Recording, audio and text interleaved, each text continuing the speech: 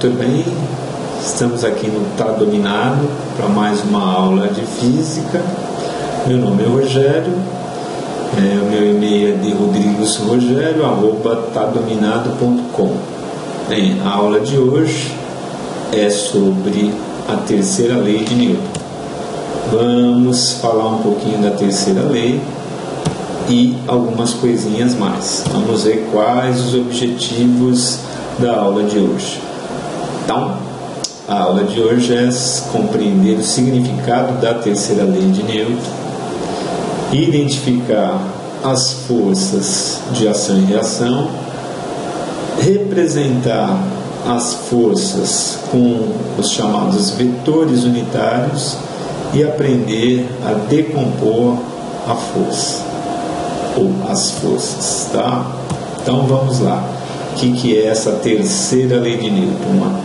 Uma das leis de Newton, são importantes leis da mecânica. Nós já vimos a primeira e a segunda lei, agora vamos à terceira lei. A primeira lei, lembrando que era a lei da inércia, a segunda é a lei do movimento, e essa terceira lei ela fala sobre as forças, como elas ocorrem, tá? Então as forças ocorrem aos pares. Se você exerce uma força sobre um objeto, esse objeto também exerce uma força sobre você, isto é, em quem está aplicando. Então essas forças, as características são que elas são de mesmo valor, isto é, a gente chama de módulo, mesma direção, só que os sentidos são contrários, tá?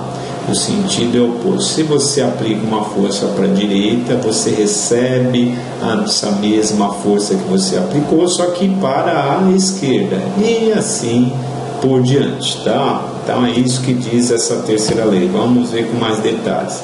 Então aqui está um exemplo, né? Dois objetos, objeto 1 e objeto 2. Então em cada um desses objetos vai surgir uma força. Então no objeto 1 vai surgir a força que 2 faz nele, né? Pelo fato deles entrarem em contato. No objeto 2 vai surgir a força que o objeto 1 faz nele.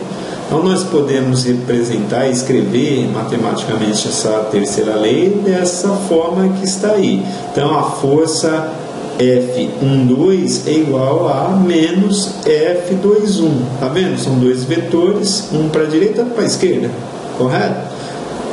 Qual é a convenção que a gente está usando aqui? O que é esse F12 e F21? F12 é a força que o objeto 1 faz no objeto 2. E a força 21 é a força que o objeto 2 faz no objeto 1. Ok? Então vamos lá. O que mais? Né?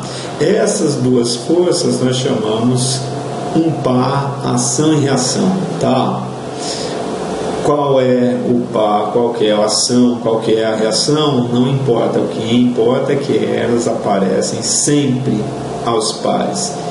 E uma força é aplicada em cada objeto. Essas duas forças, ação e reação, nunca são aplicadas no mesmo objeto. É sempre uma força em cada um. Tá ok? Vamos lá, o que mais que a gente tem para falar de forças de ação e reação? Vamos dar alguns exemplos. Então aquela primeira figura de cima, uma pessoa andando sobre a areia da praia, correto? Então qual que é a ação, qual que é a reação? A ação, o pé empurra a areia para trás, e a reação é a areia empurra o pé para frente. Na segunda figura, você tem lá um índio puxando o arco, né? E a flecha para disparar. Qual que é a ação? A ação, o braço puxa a corda. E a reação, a corda puxa o braço. Ele sente, não é? Essa força. No caso do avião, que é a terceira figura ali de baixo, a ação, a asa empurra o ar. E a reação, o ar empurra a asa do avião. Isso que uma das forças que faz com que a possibilidade de um avião voar são as forças de ação e reação, a terceira lei de Newton, tá? O avião precisa da asa e precisa do ar, correto? Vamos lá. Agora vamos falar de uma questão importante, é a decomposição de forças, e nós vamos utilizar os chamados vetores unitários. Para que a gente decompõe uma força, não é mesmo? Então, para simplificar o nosso problema, essa é a ideia, tá? Então, primeiramente vamos falar desses vetores unitários. Então, o que são esses vetores unitários? Bem, já ouvimos falar do sistema de coordenadas cartesiano, x, y, z. Então, para cada eixo, a gente define um vetorzinho nessa direção desse eixo, tá vendo? Então, no eixo x, nós atribuímos um vetorzinho chamado unitário. Unitário porque ele tem um tamanho 1, o valor é 1, tá? Número 1, e está na direção desse eixo. Então, para cada eixo, nós atribuímos um vetorzinho com tamanho 1. Então, na direção x, nós temos o vetorzinho i, na direção y, o j, e na direção z, o vetorzinho chamado k. Tá? Então, tá aí a representação. Vamos ver como que a gente, com auxílio desses vetores unitários, nós podemos representar qualquer força. Então, esse exemplo aqui, nós temos uma força de 10 newtons, está vendo o vetor, paralela à direção do eixo y, correto? Então, como nós vamos representar isso vetorialmente? Então, essa força de 10 newtons, a gente representa pela letra F, vai ser igual a 10, o que? Não está na direção y, então nós vamos usar que vetorzinho? O vetorzinho j. Então vai ficar 10j e a unidade de medida que é o newton, tá? Então isso significa que essa força possui um valor 10, isto é, um módulo 10, no sentido positivo do eixo y. Se tivesse para a esquerda ia ser menos, tá? Menos j, nesse caso. Vamos lá. Quando a gente tiver mais de duas forças, mais de uma força ou uma quantidade qualquer, nós vamos trabalhar com esse conceito. É mais simples trabalhar com esse conceito de vetores unitários. Então, um exemplo aqui, quando a gente tem duas forças e elas não estão não estão paralelas, tá? Cada um em um eixo. Então a gente tem aqui uma força F1 de 10 newtons, está para a direita, ok? E uma força de F2, 10 newtons, está na vertical, nesse caso, para baixo. Como que a gente representa essas forças aqui, né? Em termos dos vetores unitários, vai ficar aquela F1, 10, para a direita, nesse caso, a gente está representando como o eixo X, então vamos usar o vetorzinho I, então vai ficar 10I, e a unidade é o newton. E a força F2, está vendo? Ela está na direção do Y, só que no lado negativo do eixo Y, então vai ficar quanto? Menos 10J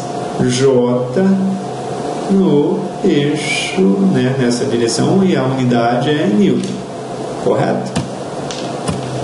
Então fica bem mais simples trabalhar dessa forma. Agora, quando a gente tem uma força que ela não está nem num eixo nem no outro, como que a gente pode representar essa força?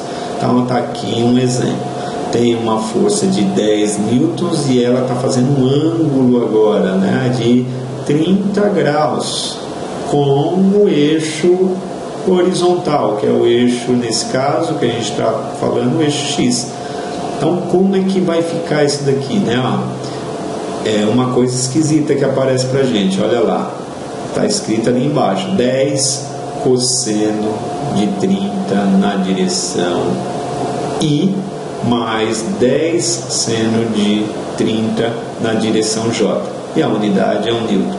Vamos ver como que a gente pode entender esse resultado? Essa é a representação dessa força aí, de 10 newtons com ângulo de 30 graus em termos dos vetores unitários. Parece que complicou mais.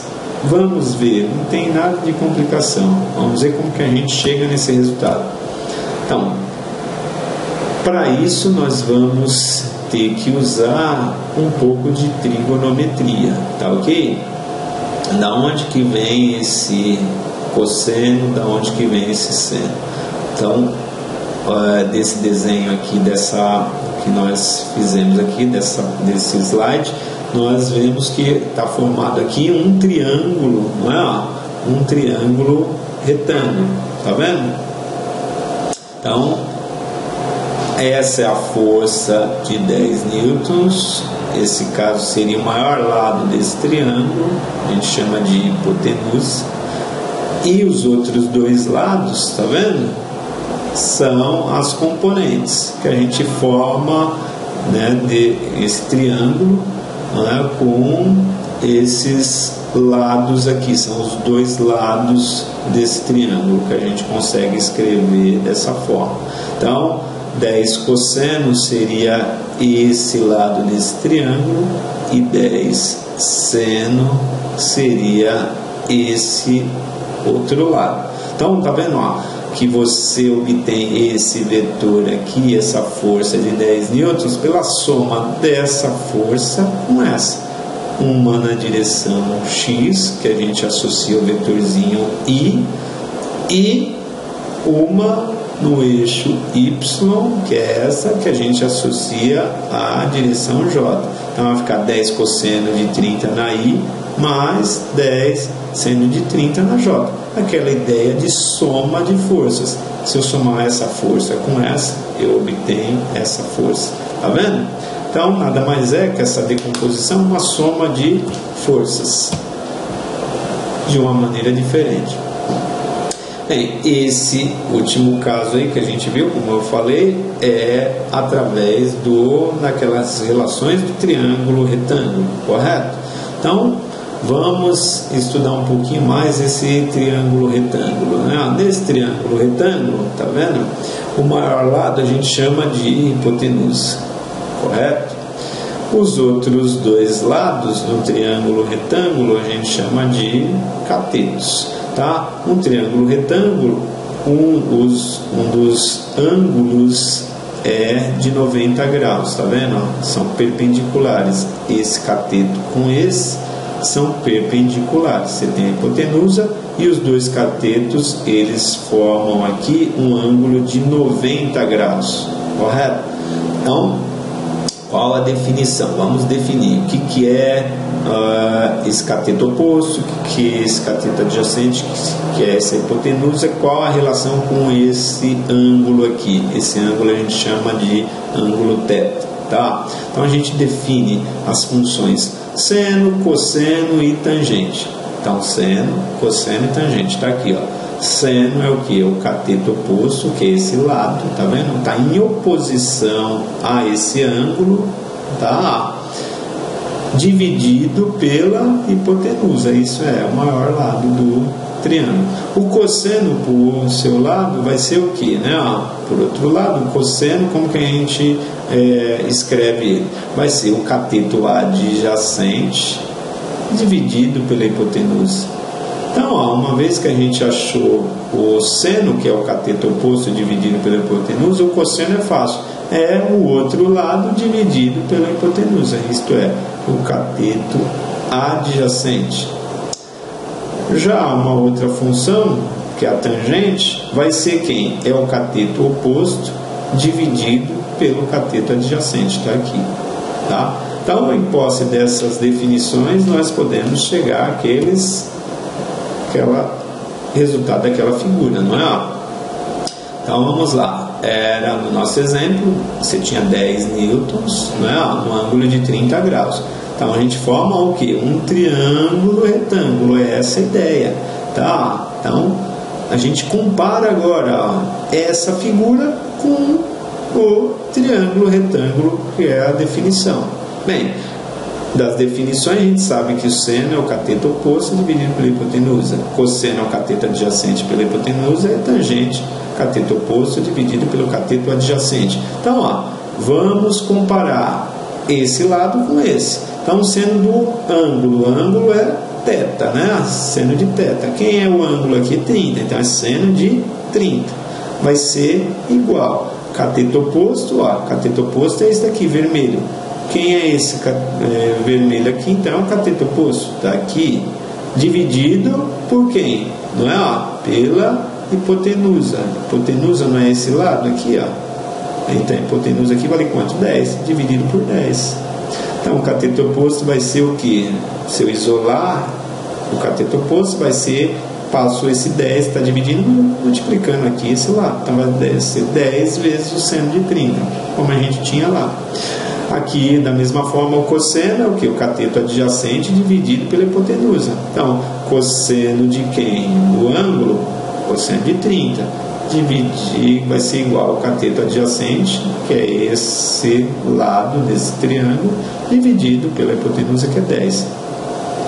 Já a tangente de 30, vai ser o cateto oposto dividido pelo cateto adjacente, que a gente pode obter das outras expressões aqui de cima, que a gente já tinha. A gente pode isolar tanto o cateto oposto quanto o cateto adjacente em cada uma dessas equações. Tá? E aí, então, como é que fica essa história? Tá? Voltando mais um pouco, dando mais um passo, né? Se a gente isolar, então, o cateto oposto aqui, isto é, que a gente já falou, passar esse 10 multiplicando o seno de 30. Então, ó, 10 seno de 30 é igual ao cateto oposto. E aqui dessa outra equação, 10 cosseno de 30 vai ser igual a 10, vai ser igual ao cateto adjacente, tá?